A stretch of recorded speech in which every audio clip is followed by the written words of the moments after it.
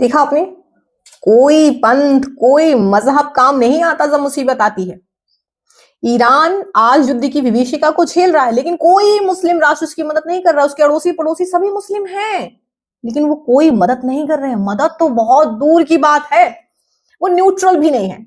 वो ईरान के खिलाफ अपनी भूमिका इस्तेमाल कर रहे हैं। पाकिस्तान दोस्ती का बहुत दम्भ भरता था। पाकिस्तान मुसलमानों का हितैषी होने का दावा करता था, और पहला मुस्लिम राष्ट्र है पाकिस्तान जो परमाणु शक्ति संपन्न है।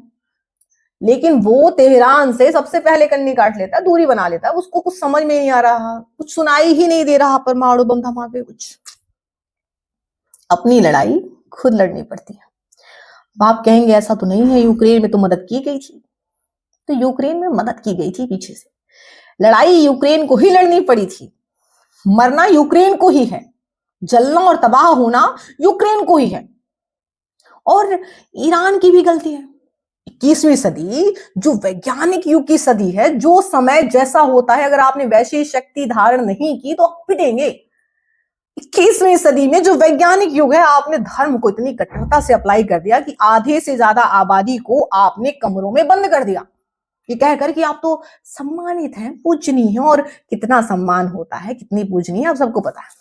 वो वैज्ञानिक बन सकती थी, वो डॉक्टर इंजीनियर बन सकती थी, वो आपके देश के विकास में अहम योगदान दे सकती थी, लेकिन आपने उनको बंद कर दिया कमरे में।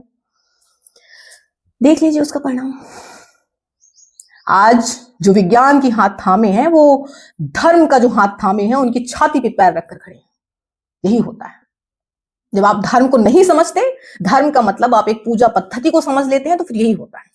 अच्छा, समझदार व्यक्ति जानता है ये सब बेकार में उलझाए रखने के लिए सो कॉल्ड बुद्धिजीवियों ने ये सब तामझाम क्रिएट किया है। वो जानता है कि मुझे इन सब चीजों में नहीं पढ़ना, मुझे अपना विकास करना है। लेकिन किसी एक के समझदार होने से भी क्या होगा? भाई मान लो आप समझदार हो, मैं मान लो कट्टर हूं, मैं मान रही हूं कि भाई मेरा ही सब कुछ सुपीरियर है और मैं आप पे हमला कर रही हूं, मैं आप पे अत्याचार कर रही हूं, तो आप कब तक अपनी समझदारी को बरकरार रखेंगे? एक समय तो आएगा जब आप बोलेंगे बहुत हो गया यार, अब तो जवाब देना पड़ेगा। तो किसी एक की समझदारी होने से भी शांति नहीं आएगी, सबको समझदार होना पड़ेगा, क्योंकि शांति कोई डिफॉल्ट सेटिंग नहीं है, इसे हर रोज बातचीत से कायम करना पड़ता है। और किसी एक की समझदारी से शांति नहीं आएगी, सबको समझदारी दिखानी पड़ेगी, है ना? तो जो आपको लड़ा रहे हैं, एक्चुअली में वो अपने बच्चों, अपनी पीढ़ियों को पढ़ा रहे हैं। आप बेकार में उलझकर मरे जा रहे हैं। अभी भी समय है, अपने आप को सक्षम बनाइए, अपने आप को विकसित कीजिए और उन महापुरुषों को अपना आदर्श मानिए जो धर्म, जात, क्षेत्र, लिंग, मजहब इन सबसे ऊपर उठकर मानवता के लिए काम किए। बाकी आप स्वयं समझदार हैं।